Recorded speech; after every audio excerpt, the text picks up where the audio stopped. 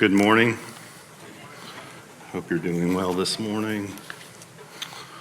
For those of you who don't know me, my name is Josh, and I have the opportunity to serve as one of the elders here at SouthCrest, and it's a great honor.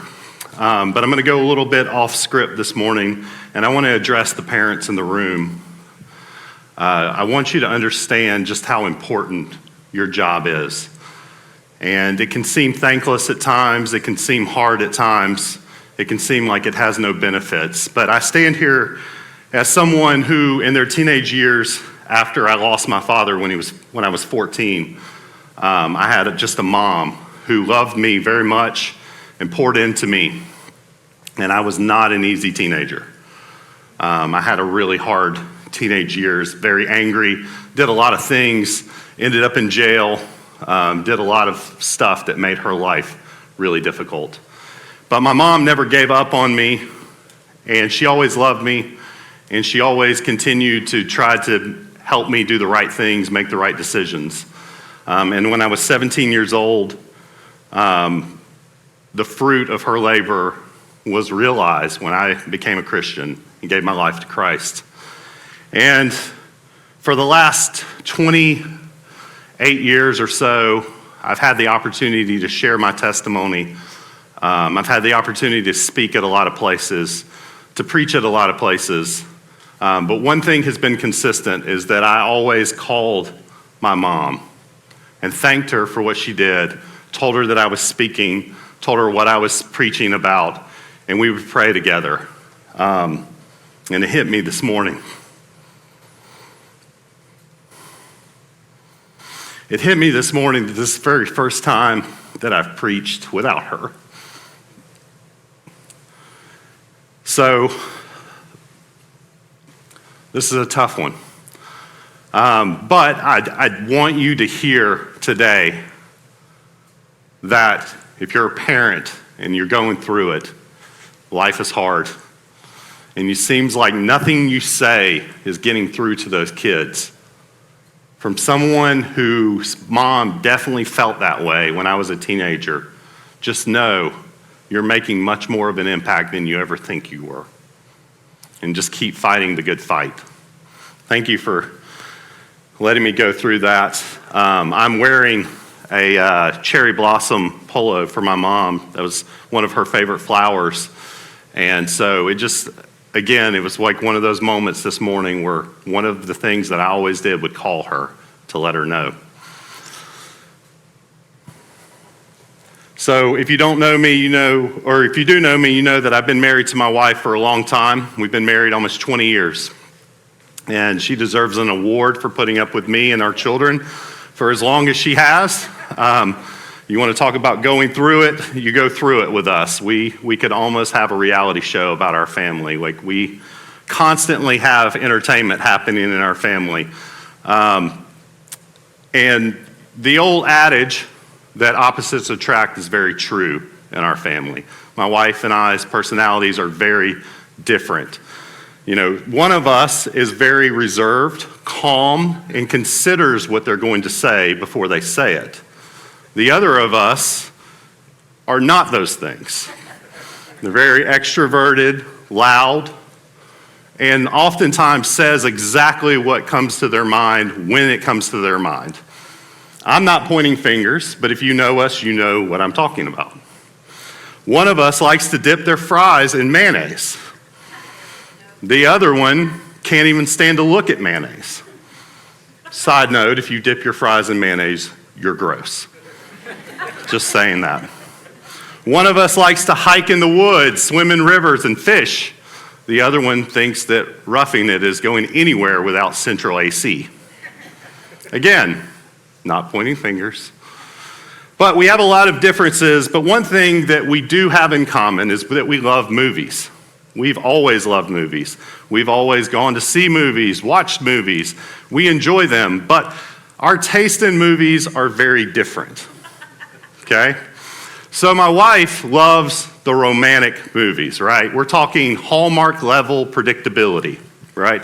So you've got the big time executive, the girl from the big city who loses her job or gets sent back to her hometown, and she meets her childhood friend who's now an apple farmer or sheep farmer or builds birdhouses or whatever they're doing these days in these small towns, and they fall for each other, right?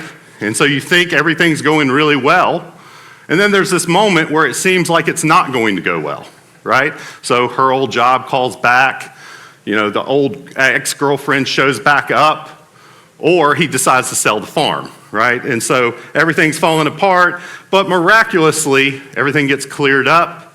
They end up together. Everything gets tied up in a neat little bow. There's a kiss, and then the credits roll. And I love watching my wife watch these movies because the smiles and the happy tears flow at the end of this, and she's in a great mood. Not my cup of tea. I don't enjoy movies like that. I enjoy watching her watch movies like that, but I just kind of make fun of her for it. I always hope that one of these movies is going to end in a zombie apocalypse. It hasn't yet, but maybe one day that will happen. I enjoy movies where things blow up. I enjoy cliffhangers. I really enjoy movies where you think you know what's going on the entire movie, and then it gets flipped on its head at the very last second. And you're like, whoa, you have to go watch the movie over again to understand everything that happened. I enjoyed the Marvel movies where we watched 8 to 10 of them and then realized there was a bigger story getting told and there was a big bad guy sitting out in the universe orchestrating everything. Those are great to me. That involves thought. It involves planning, right? That's what I like. I like cliffhangers. Mandy hates them. She hates cliffhangers. She hates those kind of movies. But we've been in the book of Ruth, and we're finishing it up today. And Mandy, I'm glad to tell you, there are no cliffhangers to this book. This is Hallmark level predictability. The boy gets the girl. It all works out in the end, all right? So we're going to be in Ruth chapter 4. We're going to start out verses 1 through 4. So let's jump in. Now Boaz had gone up to the gate and sat down there. And behold, the Redeemer of whom Boaz had spoken came by. So Boaz said, "Turn aside, friend. Sit down here." And he turned aside and sat down. Then he took 10 men of the elders of the city and said, "Sit down here." So they sat down. And then he said to the Redeemer, "Naomi, who has come back from the country of Moab, is selling the parcel of land that belonged to our relative Elimelech. So I thought I would tell you of it and say, buy it in the presence of those sitting here and in the presence of the elders of my people. If you will redeem it, redeem it. But if you will not, tell me that I may know, for there is no one beside you to redeem it, and I come after you." And he said, "I will redeem it."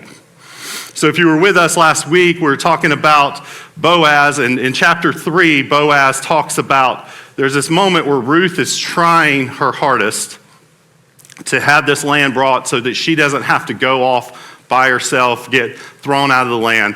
She needs somebody to redeem it. Boaz says there's someone who can redeem it.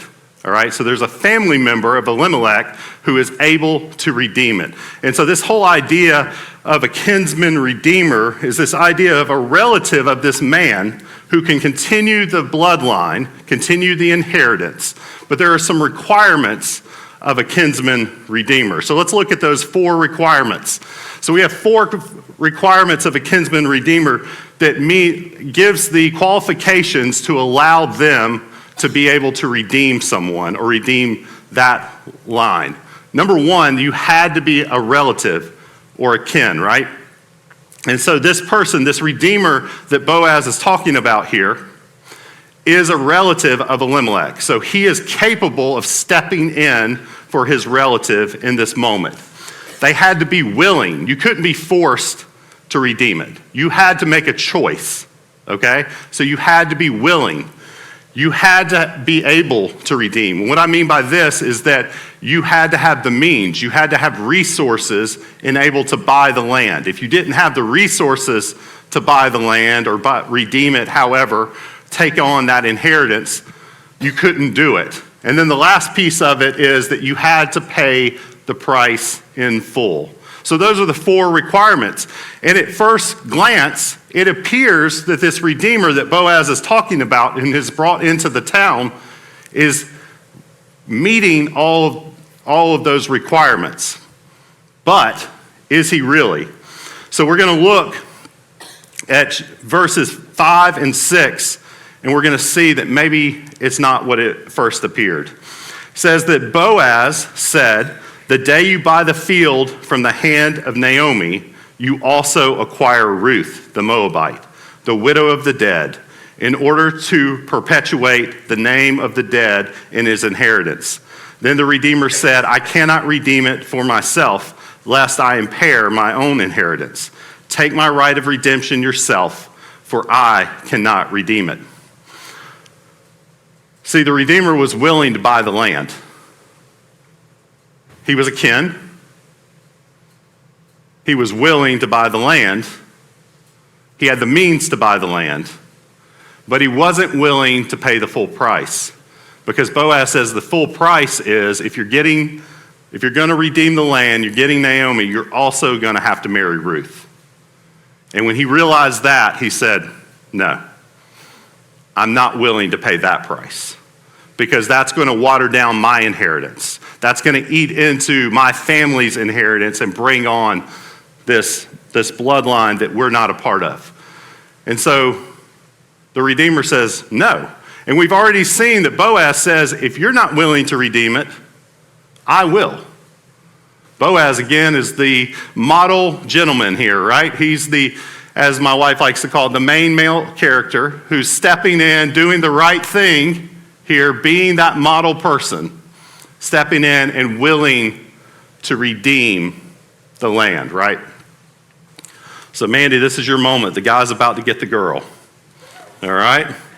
So in verse 13, it says, "So Boaz took Ruth, and she became his wife. And he went into her, and the Lord gave her conception, and she bore a son. Then the woman said to Naomi, 'Blessed be the Lord, who has not left you this day without a redeemer, and may his name be renowned in Israel. He shall be to you a restorer of life and a nourisher of your old age for your daughter-in-law who loves you, who is more to you than 7 sons, and has given birth to him.' Then Naomi took the child, laid him on her lap, and became his nurse. And the women of the neighborhood gave him a name, saying, 'A son has been born to Naomi.' They named him Obed." So I'm contending that Obed should be 2025's name of the year, right? So if you're having a kid this year, Obed could be one of your top choices. So we have this great moment, the happily ever after moment, right? They get married, right? They have a kid. And there's this beautiful moment where they're actually just holding the baby there. They're excited. Everybody's celebrating. The credits are about to roll on the story of Ruth. But verse 17 wasn't quite done yet. So let's look at the very end of verse 17. He was the father of Jesse, the father of David. Just when we thought this story was over, the plot twist happens. The father of Jesse, the father of David. And we know that David is a significant character in the Bible. So this is that moment where you start realizing that the story that we thought was being told may be a little bit bigger than we originally thought. And to fully understand it, we really need to take a step back, because we need to understand that this is a beautiful story of love, of redemption, of sacrifice. It's a great story to learn all the lessons that we've learned over the last couple weeks. But it's part of a much bigger story. And we have to zoom out to really understand that. And to really understand the significance of it, we need to stop and look at who Boaz really was. Because he may have just not been a character in the book of Ruth. And honestly, he's not. See, we look down, and I don't have the verses on here, but in verse 21, there's a whole lineage that's given, and it talks about who Boaz's father was, and that was Salmon. Well, we need to know who Salmon married. Salmon married a woman named Rahab. Maybe you know who Rahab is, maybe you don't. If you don't, you need to, because she's a very significant character in the Bible. Rahab was a prostitute, and she's very significant. So let's do a quick history lesson here. So we know that God created everything. He created man. He puts man in the garden, right? Everything's perfect. There's a perfect relationship between man and God. Serpent comes in, tempts man and woman. Sin enters the world, right? Through the original sin. Man is sent out from the garden. God promises that he's going to restore this relationship at some point. We have Abram. Abram shows up. God makes a promise to Abram, tells him that the land that he's standing in, one day he's going to give his ancestors that land. He's going to make a great country, great people out of Abram's people. He renames him Abraham. And he promises him that he's going to restore the world through his people. We fast forward through the book of Genesis. We see Abraham's ancestors and relatives going on. The story gets told of what's happening to their people. They become known as the Israelites. And through a series of events, one of his relatives, Joseph, becomes the governor of Egypt. And so all of his people move to Egypt. Joseph dies 400 years later. The Egyptians forget about Egypt, about the Israelites. They forget about Joseph. They enslave the Israelites. So the Israelites are now enslaved in Egypt. They are insignificant people, right? But they're God's people, and God has made a promise to his people that he is going to make them a great people, and he's going to restore the world through them. So another one of Abraham's relatives, Moses, appears on the scene. And through Moses, God raises up his people from Egypt and takes them into the wilderness. He promises them that they're going to go to the promised land, the land that was promised to Abraham, and he's going to allow them to take it over. 40 years they spend there. Moses makes some bad decisions. God says, you're not going into the promised land. Moses dies. Joshua takes over. Joshua is going to be the one that leads the Israelites into the promised land. So Joshua crosses over the river, goes in. One of the first cities they're going to take is Jericho. They send spies into Jericho. They come into contact with a prostitute named Rahab. Rahab hides the spies and saves them and lets them go back. They're able to report. Jericho falls. Rahab is spared during this raid. Okay? Rahab, that's kind of how we get there, right? So she's not an Israelite. But she ends up, we can tell from the Bible, marrying an Israelite, Salmon. And they have a baby, and it's Boaz. So we start to understand that's why this story is being told. It's not just about this love story that seems to be happening between these two people. We're getting the picture of this bigger story that's being told throughout the course of human history, that these people are getting involved because God didn't just say, I'm just going to wipe sin out and make it all over again. Instead, he orchestrates this plan of redemption through his people. And this book, this story of Ruth and Boaz and Naomi, is really a story about God's plan continuing. Right? Boaz, this guy that we thought was this great guy, and he probably was the son of a prostitute. And his mom wasn't even a full Israelite. This is a big deal. God made a promise to make a great nation. God's plan was to restore his family through this family of Abraham, to get his people back to himself. And this story of Ruth is the bridge. It really serves as a bridge to get to this significant character of David. That's really what this story was, because you see the line could have stopped here. The line could have, if Boaz doesn't come onto the scene and get involved, This may never have happened. It probably would have, because God's infinite wisdom, he would have made it. But that's what is being chronicled here, is the line of Abraham that's going to get to David. And why is that significant? That's significant because the Bible promised that the Messiah, the chosen one, would come from the line of David. So we see from the very beginning that God has been putting into place this redemption plan. Once sin entered the world, God was not content with allowing things just to stay the way they were. He was saying from the very beginning, he said to the serpent at the moment of sin, he said, your head will be striked. He was telling him, something's coming. And he continues to point to this. And he continues to set these moments in action. And if you're reading through the Bible, you start to see how it's building on itself. And you may read these stories and say, I don't really understand how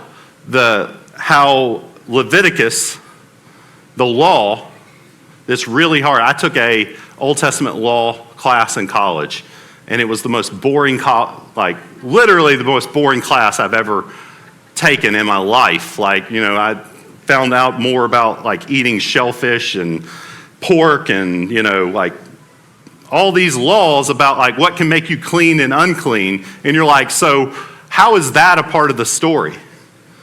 Well, that's a part of the story because God knew that we couldn't live a perfect life. And he needed to show us that we couldn't live a perfect life and that we were unclean. God is holy. We just sang about that. As God is holy, we are unholy. And everything that we do, pretty much, is unholy. And God was showing us that through the law. Now, you could say that doesn't seem like a loving God, but the beauty of Leviticus is you see that he doesn't just show you that you're wrong and that you need him and that you can't be in his presence. He also put a system of sacrifice in there that would allow you to become clean again. And in his infinite wisdom, he knew what he was doing because he was leading to the ultimate sacrifice. He was leading to something that would allow him to redeem his people. He put the Passover in place. He put the sacrificial lamb in place. And we're going to see how all of that was put in place so that Jesus could ultimately come and pay that sacrifice. See, the beauty of this story in Ruth and the kinsman redeemer is that it wasn't just about Boaz. It was painting the picture that Jesus is our true kinsman redeemer. And so we talked about those 4 qualifications of a kinsman redeemer, and right now we're going to look at how Jesus actually fulfills all 4 of those qualifications. So the number 1 qualification was that they must be our kin, right? Jesus was our kin. See, Jesus was fully God. He was in heaven. He was there from the very beginning. But Philippians, Paul tells us that though he was in the form of God, he did not count equality with God a thing to be grasped, but emptied himself by taking the form of a servant and being born in the likeness of men. See, it says that he has to be our kin. Jesus became like us. He became one of us. He was in the form of God. He was God. But he willingly stepped up, gave up that right, and became a man. So he fulfills that first qualification because he is one of us. Number 2, you had to be willing. Luke 22:42, Jesus is in the Garden of Gethsemane, and he says, Father, if you were willing, remove this cup from me. Nevertheless, not my will, but yours be done. See, Jesus knew what was about to be asked of him. He became a man. He lived the perfect life. And now he was being asked to go to the cross and die, to become the sacrificial lamb, to become the fulfillment of the law and sacrifice. He had to make a choice to go through with it. And being fully man, he has free will. And so in this moment, he had to answer the question, are you willing? And he said, not my will, but your will be done. Number 3 is that he had to be able to redeem. He had to have the means. Well, Matthew 5:17, Jesus answers this question. He says, do not think that I have come to abolish the law or the prophets. I have not come to abolish them, but to fulfill them. You see, when we talk about the law and all of those things, one of the requirements of the sacrifice in there is that it's an unblemished lamb. It had to be a perfect lamb. They had to fulfill the law, he had to look back on it and say, here's what makes you unclean, this is what makes you unholy, and Jesus never did any of those things. See, he could have come and just said, the law doesn't count anymore. He could have just come and said, it doesn't count anymore, but that would have rendered the law useless, right? But God, in his infinite wisdom, came and said, Jesus is going to not only come and live a life, but he's going to live a life that's perfect by the law's requirements. He's never going to do the things that make you unholy. And so because of that, he has the ability to pay our debt. You know, Paul says that the wages of the wages of sin is death, right? That is the debt that we carry with us. That is the debt that we have amassed since sin has entered the world. And the sacrifice required a perfect lamb. That was the only way he would have the ability to be that sacrifice for us. And he did it. He lived the perfect life. So he is able. But the last piece of it is that he has to pay the price in full. Colossians 2:13 says, and you who were dead in your trespasses and the uncircumcision of your flesh, God made alive together with him, having forgiven us all our trespasses by canceling the record of debt that stood against us with its legal demands. This he set aside, nailing it to the cross. How many of you guys have a credit card? Anybody in this room have a credit? Yeah, so you get a credit card statement, right? You get that in the mail. Those are joyous things to get, right? Telling how much you owe. Well, they didn't have credit cards back in the days of the Bible, but they did have things called a certificate of debt. Okay? So if you had a debt for whatever purpose, anything that you took debt out for, there was a piece of paper that was written up. It was called a certificate of debt. And it would basically just tell who you owed the debt to. It would tell how much you owed. And the common practice in that day is that when you fulfilled that debt and it was completely paid off, they would actually take a nail and drive it through that certificate of debt. And that was how you knew that it was fulfilled. So the beauty of what Paul is always just a great with his words and pictures, is that he's drawing from things that people understand in their current day. And that's what he's doing here, is he's showing this idea, this sin debt that we have amassed. That certificate of debt that tells what we owe. And basically we owe our life. We owe our eternity because of sin. We can't pay that debt. We can never pay that debt. Jesus came and redeemed us. And the beauty of what Paul says here is that he took that certificate of debt that had all of those legal requirements, the legal demands that were set forth in the Old Testament that told us just how much we owed. He put all of that stuff on a certificate of debt. He hung it to the cross. And it was canceled.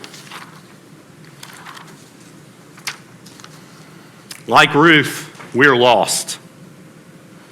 Like Ruth, we're broken. We have no inheritance. We have no right because of sin. We were separated.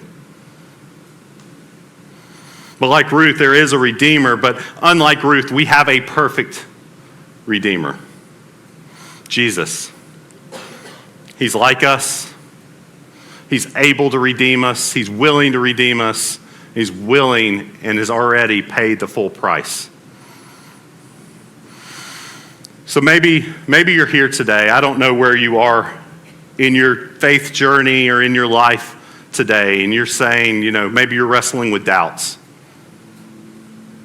And you're like, can this really be true? Can a God really be this good? Can this story really be true? A couple things I would say to that. Number one, if you have doubts, let me tell you something. The God that created you isn't afraid of your doubts. If you look in the Bible, and that's the beauty of reading the Bible, you're going to see people who wrestled with God. You're going to see people who doubted him, who questioned him, and he never just killed them. Like, that's not what he did. He worked through their doubts. He showed them his faithfulness. He's not a petty God. Okay. Number two thing I would tell you if you're wrestling with doubt, can this be true? That Bible was written over thousands of years. Thousands of years by many different people in different languages. And somehow, some way, it continues to tell the same story. That's not an accident. It's a beautiful thing when one author can weave a thread through all of this story in something over the course of 20 years. We think they're great authors. We thought the Marvel Cinematic Universe was a great thing that these guys were able to figure out how to do that. I don't think people over thousands of years that didn't have the internet, that didn't have AI to pick up and tell them how to do these things could do what that does. That can only be inspired by the Holy Spirit of God. Because it wasn't a story about what man was doing. It tells the story of what man did, but it really was a story about what God was doing. And so if you have those doubts, I challenge you to come to him and just say, I don't know. Because I promise you, he's able to show you. Get in his word. He will speak to you. Or maybe you're thinking, hey, my life is just too messy. Like, I've done a lot in my life. You don't know what I've done. There's sin in my life that just kind of would keep me from that. God could never love me. I've said all those things before. I've felt all those things before. But the beauty of it is, when you look in the Bible, the people that God used, they weren't perfect people. Rahab was a prostitute. And he used her to save his people, to bring about the Messiah. And Rahab is actually listed in Hebrews 11, the Faith Hall of Fame, like a prostitute. That's who he chose to use. He chose to use murderers, adulterers, liars, thieves. Paul, who wrote most of the New Testament, used to sit around while people were stoning Christians and was in perfect agreements. He would just watch people die because they were Christians. That's who God uses. That's who God works through. So if you think your life is too messy, read your Bible. The heroes of the faith aren't superheroes by any stretch of the imagination. They all had flaws. And those are the people that God used. Those are the people that he chose to tell the story of.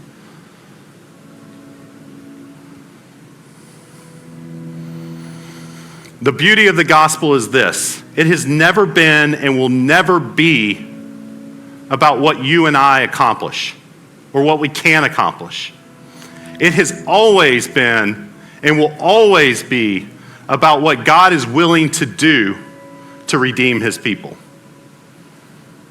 So much so that he sent his son to die on a cross for you. That's the beauty of the gospel. That no matter what you have done and what you're going to do, his love is complete. His love is all you need.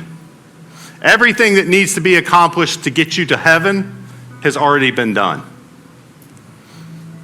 The debt that you think you carry with you, it's already been paid for. And all you have to do is ask him to redeem you. That's it. All you have to do is just admit that you have a debt, admit that you're a sinner, admit that you can't pay it on your own. Accept that his sacrifice is enough. Accept his redemption in your life. And then ask him to send his Holy Spirit to help you to live a life that honors him. That's it. And what do you gain? You gain eternity.